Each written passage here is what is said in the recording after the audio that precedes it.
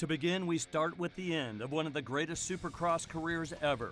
Ricky CARMICHAEL had made the decision to end his professional career in 2007, following his 5th Supercross championship in 2006. He would only ride a few races that year, with his last in Orlando, Florida, in front of a hometown crowd and against his rival, James Stewart. Considering the circumstances of my children just being born like 24 hours before and me staying up all night and helicoptering into the race that morning, that was my last Supercross, so I had zero pressure. You know, it was so definitive that these other things going on in his life, and he's able to just block it out, focus one more time. I've got one more Supercross. RC was different. Every time I raced against Ricky, he always gave it his best. He put the helmet on. Ricky is a warrior. You know, there's nothing that distracts him. At some point, all things must end. But first, it would have to begin. CARMICHAEL and Stewart would line up next to each other, waiting for that 30-second forward to turn 90 degrees. You know, he ended up getting a good start and getting on the lead early. CARMICHAEL gets a good start. He sits in third. Chad Reed, he's going to take the lead. James and I, we really stepped it up. I think we caught Chad off guard. One more time as he battles Reed for the lead. He should have been fast enough to hang with that group. That should have been a 3-rider battle. There it is. There it is. The crowd going crazy. There was no strategy for me to get by him. It was nothing. I just get out of my way, I gotta go. The championship line right here. Oh, Reed with a big problem, and Stewart takes over second. And Reed, you know, I could see he was coming. But the guy in second, normally when you have that rabbit out there trying to catch you, he's gonna make up time. Now watch the whoop section right now. Watch how much speed Stewart carries across there. Close right in on the back of CARMICHAEL. You know, I was like, I ain't gonna let him beat him. Sorry, can't let him have it. He had me covered in the hoops section. That was probably my Achilles heel. here's Stewart. Keeping the tenacious Kawasaki rider at bay was taking all Ricky CARMICHAEL could dish out, because Stewart's abilities were not to be matched. Going out with a win, I think, was going to be you know, the icing on the cake for him. I had to work so hard around the whole track, you know, to maintain our gap and to stay up with him, and he'd pull there every time. I was like, damn.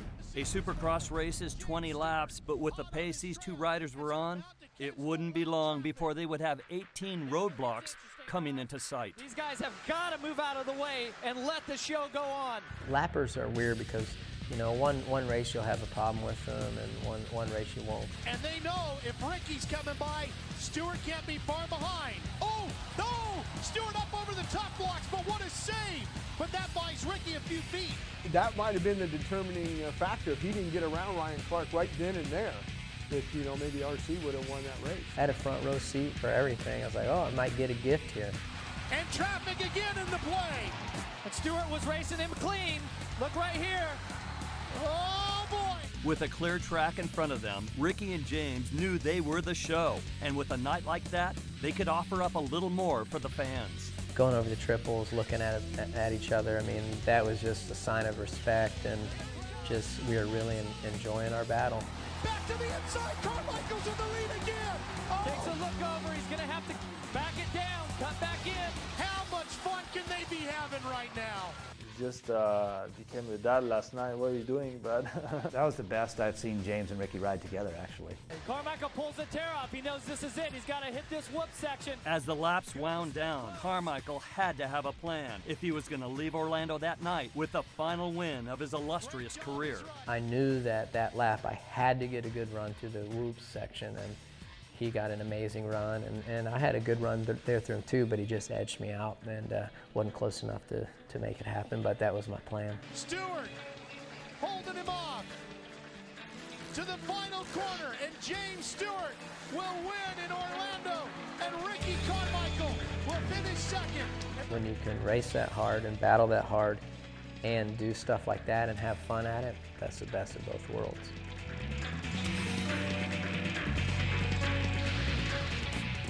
3 races that year I wanted to beat him at.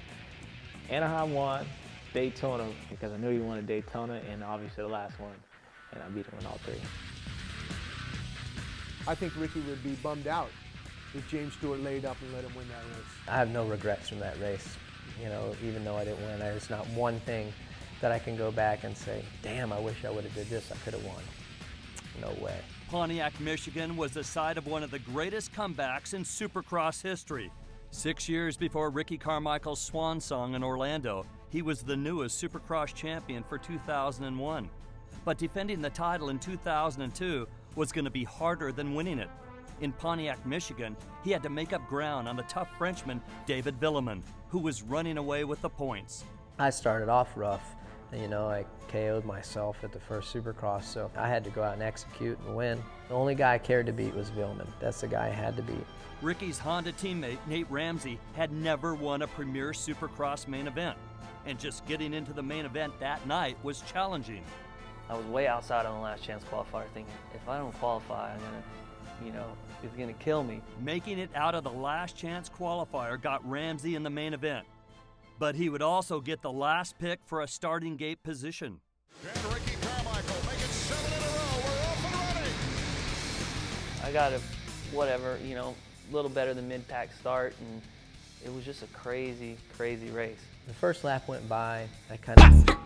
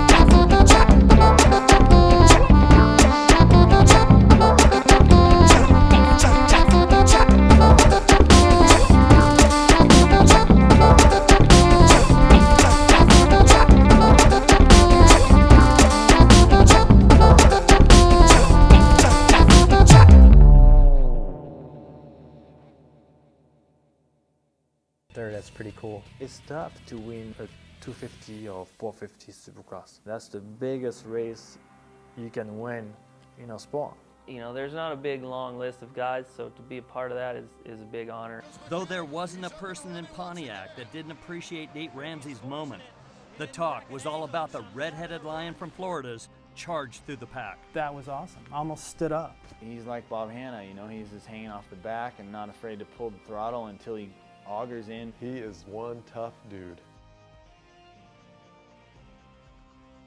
They sent me a picture in the mail, and it was me standing in between, you know, Ricky and Jeremy. It was cool. It was really cool. The opening Supercross round at Anaheim in 1986 would set the bar as the greatest Supercross race ever. Honda teammates David Bailey and Ricky Johnson would find themselves in a bare-knuckle, paint-swapping brawl that is still talked about to this day. We just had this conversation like, let's not mess this up. Let's not take each other out, but may the best man win. When the gate dropped, however, it was another rider who would set the wheels in motion for one of the greatest battles in motorsports history. I don't think I was first right in the first corner, but I think I went in the lead the second, like on the straightaway. The burner's going to town. It's going to be the burner race. Oh, here comes Ricky Johnson. Oh, Burnworth gets knocked down by Ricky Johnson in the second corner of the race. I was kind of pissed, you know, I'm like, I ain't gonna do any good, you know, I'm gonna do something here. Johnson would extend his lead to 9 seconds before catching up to the first of the lapped riders, the still seething Scott Burnworth. What do I got to lose here? Nothing. Here you go, Rick. All of a sudden, he's really wide and he's hard to get around and he's not going as fast as he did that first lap. Could Burnworth be a little irked at what happened early on in the race? I'm cursing in my helmet and screaming. In a lap, I lost a 9-second lead. Burnworth very obviously is slowing down Ricky Johnson. There's Bailey right behind him. When I caught Rick, I was surprised actually. It was right after the finish. 9 seconds by, Bailey's right next to him. I remember the crowd just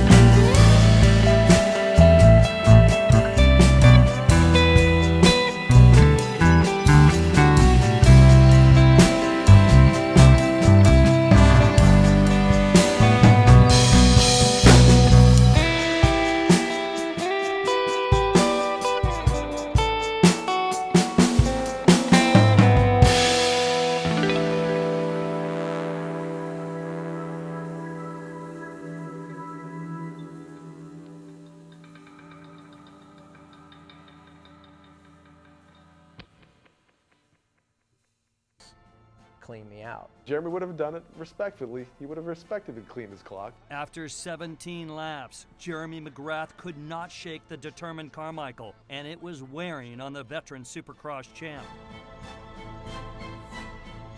Just follow him and follow him and follow him and wait for the mistake. I felt like I put together a pretty good 3/4 of a race, but at the end of the race, I was just holding on. I knew that I had him covered. I knew that there's no way he's going to beat me. Carmichael knows where he's faster than Jeremy, and he's just holding on to that right now. Oh, Jeremy makes a little mistake. Carmichael to the inside. There was 10 guys that could win. You had Cooper, you had Stanton, you had Kudrowski, you had Bradshaw, you had O'Mara, you had Johnson. Wardy. And they were the best of the best. The sheer size of Fulton County Stadium provided a footprint perfect for Supercross racing. They built a track in there that was a track among all tracks. Atlanta was a good track for me. It had good dirt. And the track is always soft and gets ruts, so it even makes it better where you can change up stuff. There was different lines you could pass. It was a really good passing track. And round 5 of the Supercross Series will be underway, and there they go. You know, for Johnny to get the whole shot, you know, that was kind of odd. With O'Mara in front, it wouldn't take long for the hungry pack of Supercross wolves to run down the wounded Osho. You could tell that things started happening, and he got overwhelmed quickly. Look at that. And look at that, as inside of Johnny O'Mara goes #1. That is your series champ, Jeff Stanton. You know, we dropped him in a matter of a few laps. They are shuffling 2nd, 3rd, 4th, and 5th spot like hot potatoes. Matasevich is coming, so is Kudrowski. There was so much happening in the first few laps that announcers Larry Myers and Dave Despain were having trouble keeping track of the action. I've never seen riders 3 and 4 abreast going through whoop sections back and forth. It's impossible to keep up with. Current Supercross champion Honda's Jeff Stanton found his way into 2nd, but like others would find out, the whoop section would prove infallible, putting Guy Cooper in perhaps the best position of his career. Right down the middle of the whoops, it was V'd out really ruddy, and I struggled in that. I couldn't hop through them, I couldn't get a rhythm, so I was off in the deep stuff. Whoa, the champ's in trouble. Into the bales goes Jeff Stanton. Honestly, that's where the race was won and lost in the whoops. That was a gimme there. There goes Cooper. What a pass. I don't know where he found the room. I don't know where he got the drive. He's blasted by David Bradshaw and has taken over the #1 spot. Felt bad for Guy Cooper. I mean, he's riding really fast and ends up stalling it. Cooper man. They call him Sky Cooper. They call him, Cooper stalls the bike. I knew I hit too much rear brake. The bike just stalled immediately. Guy was, I think, bridesmaid in probably 8 to 10 Supercrosses that he could have won. The beast from the east, Yamaha's Damon Bradshaw, would now take over, with Honda's Ricky Johnson in 2nd. But Johnson's teammate, Mike Kudrowski, had other plans. Kudrowski was the guy who was on the gas. He was on a mission because he passed everybody. Once I passed Ricky, I said, you know what? I can win this sucker. Look at Mike Kudrowski. Kudrowski is another one of those riders that we said was back there hovering around, and all of a sudden he's in 2nd.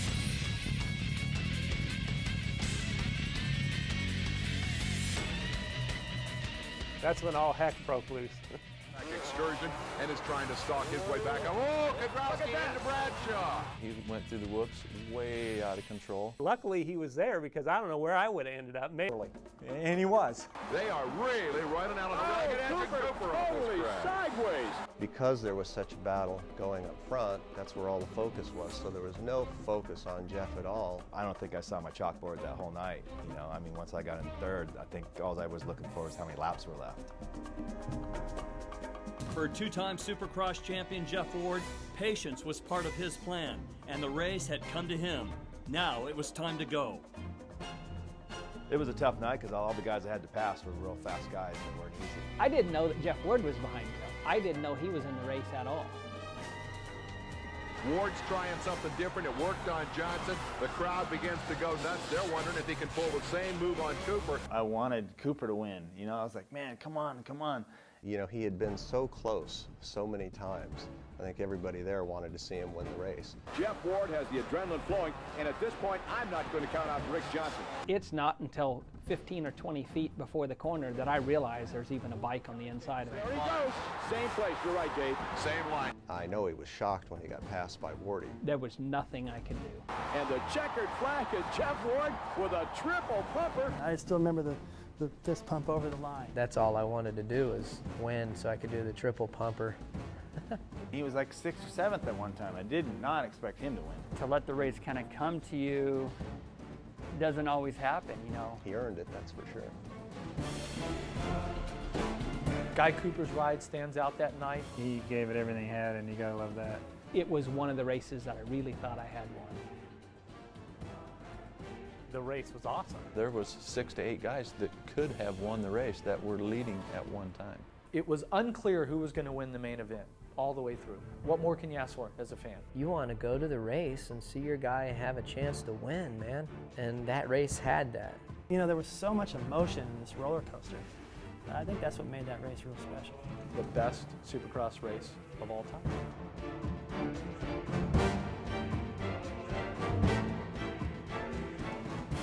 These have been the great Supercross races of the past, but a new dawn has risen upon the stadiums of the nation, with the current Supercross warriors facing off each other, as well as the treacherous tracks. Names like Kennard, Reed, Villopoto, Dungey, and Stewart. In 2011, we may have already witnessed the next greatest Supercross race in this year's Round 3 at Dodger Stadium on January 22nd.